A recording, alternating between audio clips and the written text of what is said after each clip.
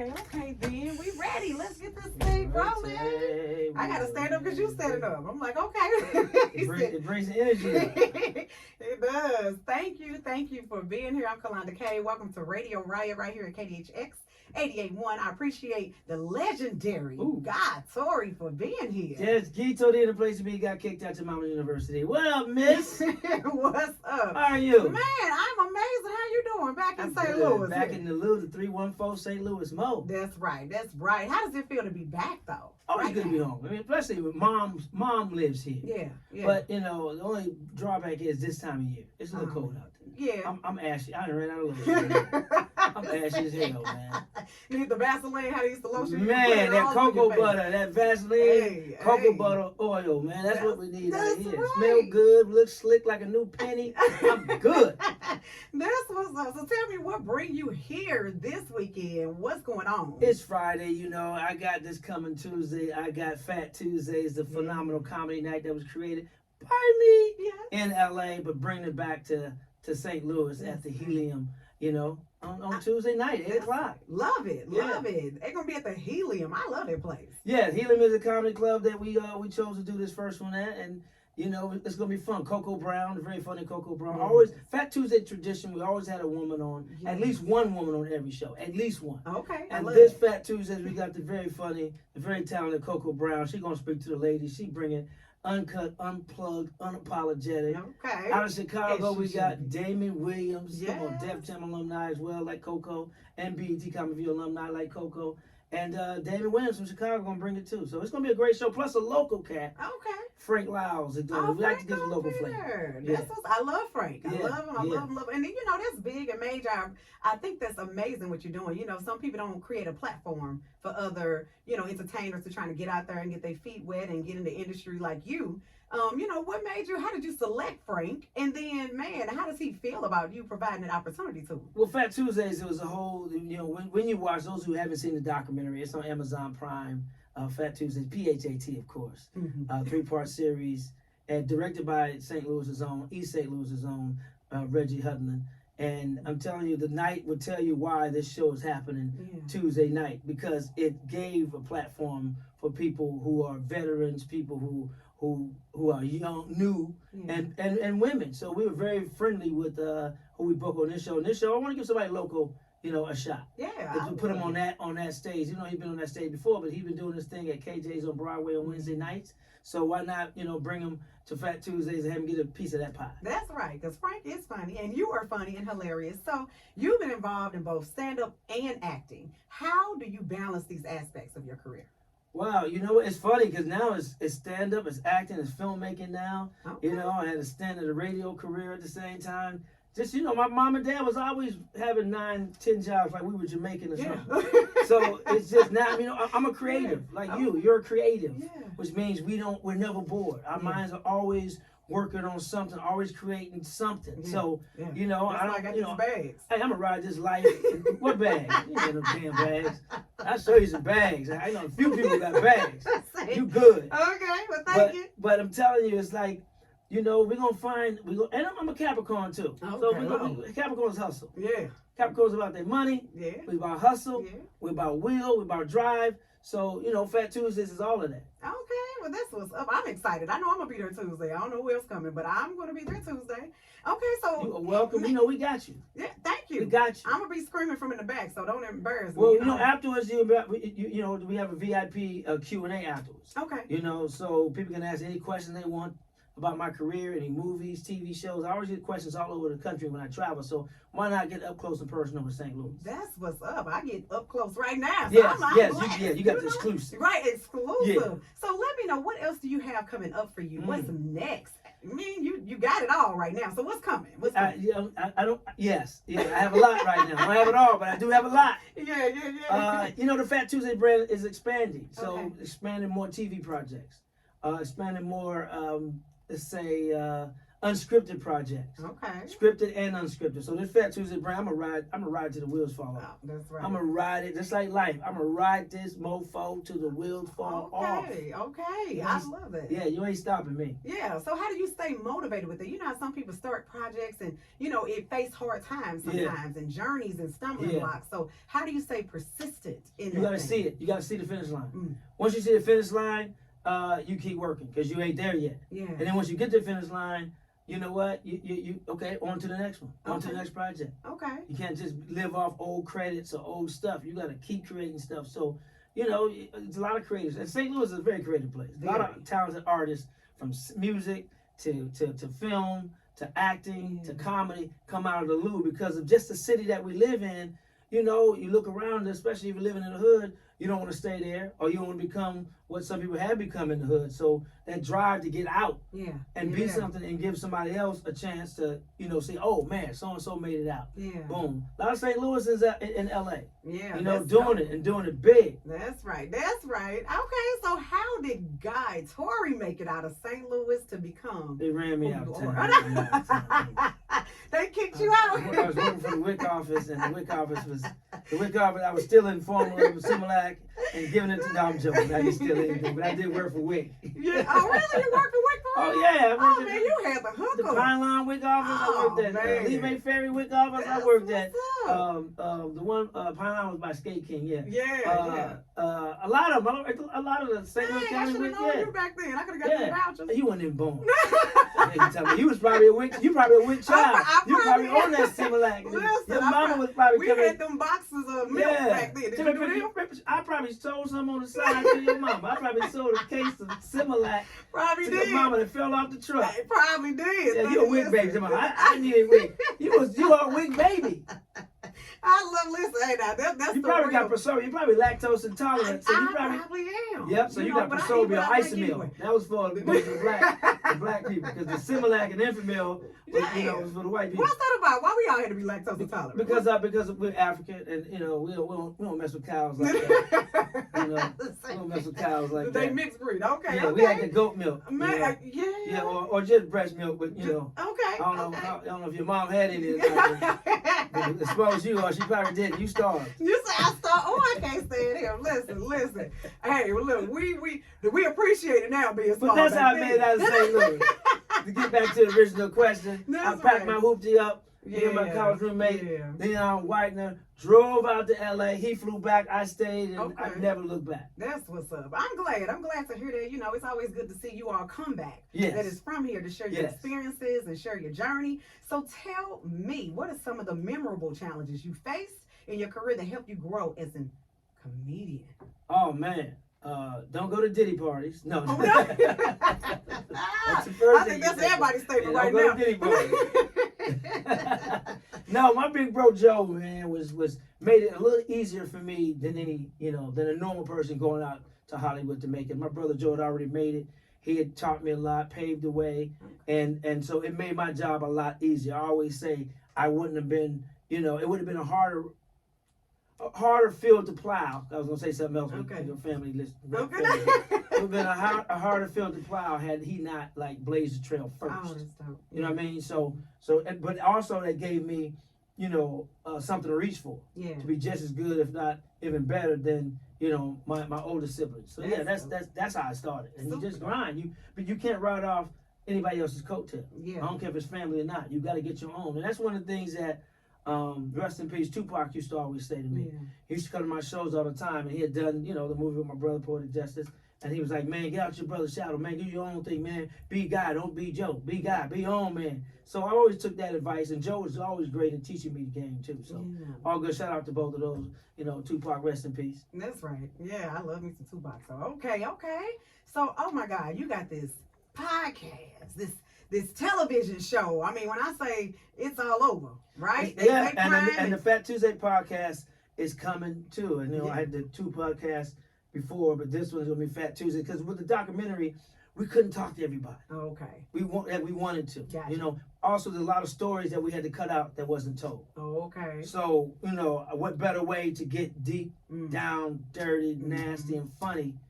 On a podcast, and tell these stories that we couldn't really tell. And that's the stuff we want to hear. You Yo, know what I yeah, mean? We the want to hear the juice. real. The juice. Real. The juice. Yeah, lay it out so we can truly know what we getting into coming out there. Dirty.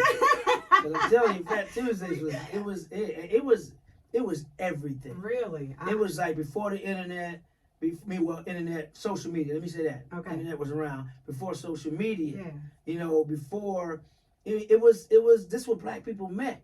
It's before Black Planet, or black people meet. Oh man, yeah, People came to Fat Tuesdays to hook up. They came to laugh. They came to get jobs. They came to drink. Yeah. They came to have a good time. And when you look at the doc, when you see the doc, you see the stars that came through there. You see the comedians who were just starting out, who are big box office names now. You see them come through Fat Tuesdays. There was no comedy club in the country, or comedy night in the country before 1995 like Fat Tuesdays. A urban night at a white established club. Fat Tuesdays was the first. And that's major. You know, when people see something in you, to be able to trust you with that, right? Yeah, when white people trust you. Yeah, exactly. That's a different bargain. And the Jewish community, when they trust you. That's right. You know, and you ain't, of that community. Exactly. You can't mess that up. And that was my thing. I can't F this up. Yeah. Because it's my people who are riding on this night. And if I don't do this night right, they may not ever give us a shot again. Wow. So I made sure that night was going to be proper. Did you receive the support, the love, that you thought you received when creating, Fat Tuesday initially? Or did it come out with a bang and everybody was there? No, it came out with a bang. Okay. It did. I mean, from day one. It started slow, because black people always late. And I was worried.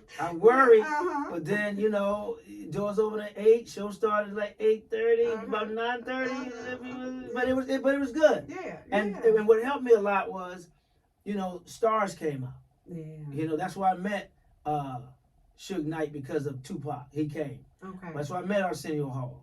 Dr. Dre used to come out. Man. Chris Tucker, before he was Chris Tucker, used to come and perform. Okay. Bill Bellamy, right after MTV, would come and perform. No, after before MTV, right after Def Jam, he would come. My brother would pop in. Cedric would pop in. So I had those guys who were funny, and women. Yvette Wilson, rest in peace, would always do it. Melanie Camacho would always come through. So we always had those people who brought it, came to the night and made it what it is now, because it's still going on. Not the night in that form, but the documentary, the night here in St. Louis is coming Tuesday, and the night in LA next month, and a tour's coming up. So it's gonna be a lot of fat. It's gonna get fatter and fatter. Fatter and fatter. It's gonna be obese Wednesdays in a minute. We're gonna spill on over to Wednesday. Okay. Well, can you give me some of your highlights of your career? What are some of the most best moments you say, man, this was it, right? Or I've made it. I never want to think that I made it. Okay. You know what I'm saying? You always want to keep going. Yeah. And I would say, instead of highlights, let's just say blessings. Blessings. I keep like it 100. that. That's right. Keep it a buck.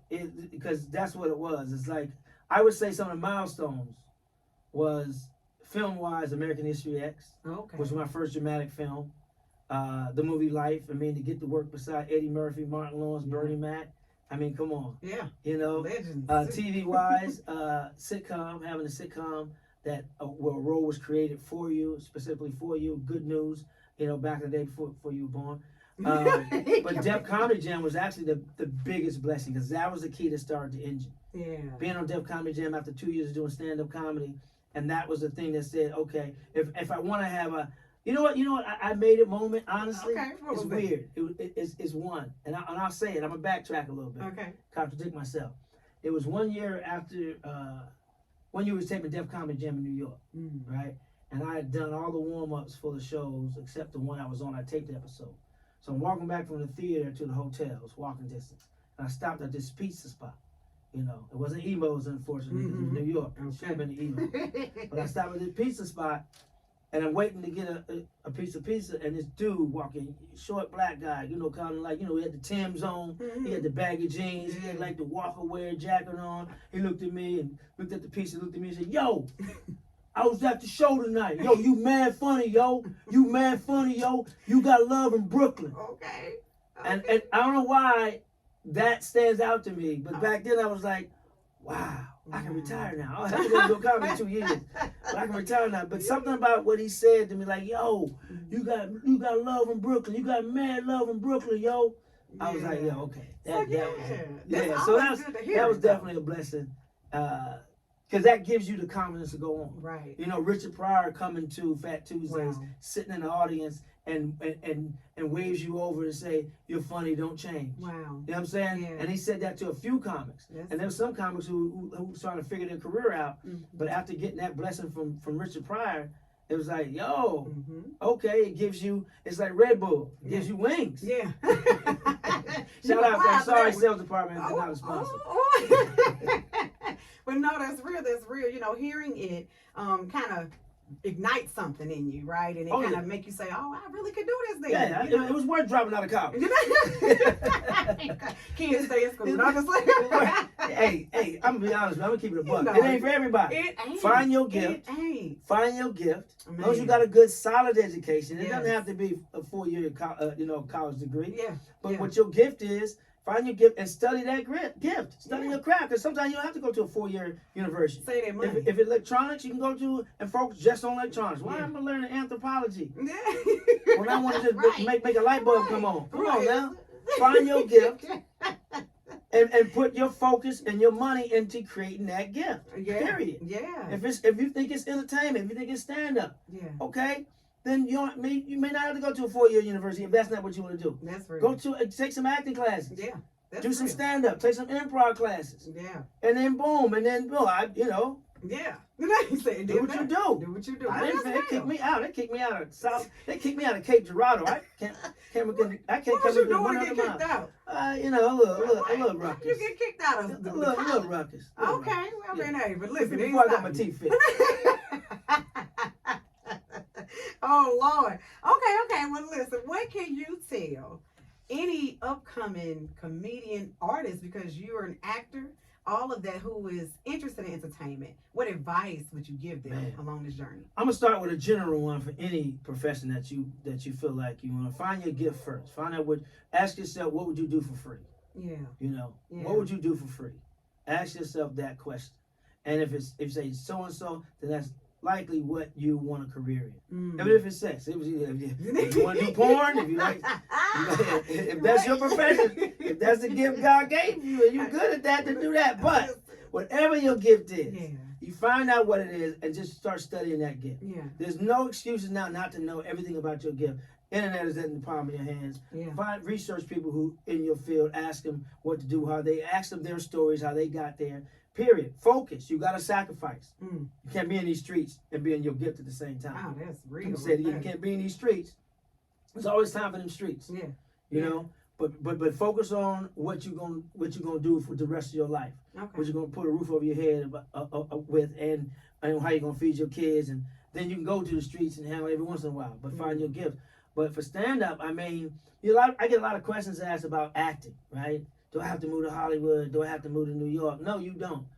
Right now, do I have to write? Even if it's writing or directing or producing or editing, this is what you do.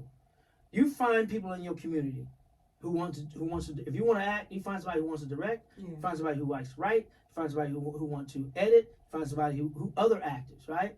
You all get together and form a group like Voltron, right? And get together on a concept, on a storyline, right? Have the writer write it. Have the director direct it. Have the person who wants to shoot film and TV, have them shoot it. Have the actors act in it. Now, all of you all got something for your reel. The writer got something to show. Hey, look at this short or this movie I did. I wrote that. Boom, that's your calling card. Boom, director. Oh, I directed this. Oh, that's your calling card. The actor. These are my acting chops. Now you got something. The editor. I cut this together. Now all you all got something to just show that this is what I do. And you ain't gotta have the excuses. Well, I don't live in Hollywood. I don't live in New York. No, no, because some of y'all go out there too early. You ain't ready. You're broke.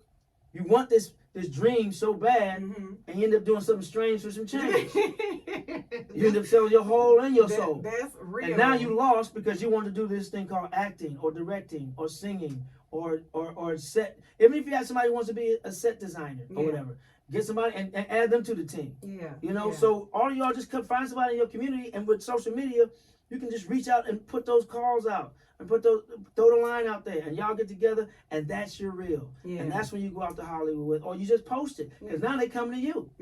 Because now they got departments, agencies have departments now to where they're got people just searching the internet, finding new stars every day. That's dope. So That's dope. especially for women, Yeah. women move out to LA, and unfortunately, men take advantage of that. Yes. And knowing this young lady wants to just act or sing Mhm. or whatever and take advantage of that and be a wolf in sheep clothing, Yeah. nah. That's You ain't got to do real. all that to get put on. Man. It's gonna take you a little longer. Yeah.